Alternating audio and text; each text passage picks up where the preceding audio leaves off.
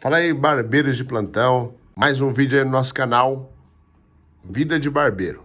Ó, é o seguinte, essa máquina da UOL, a Senior, estava com um barulho parecendo um liquidificador da Britânia, né?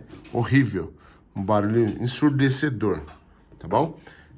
Para tirar esse barulho, eu vou precisar de uma chave Phillips, um revolvinho aqui de cola quente.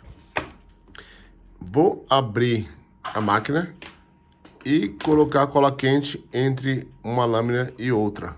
E o resultado é maravilhoso. Aguarde aí.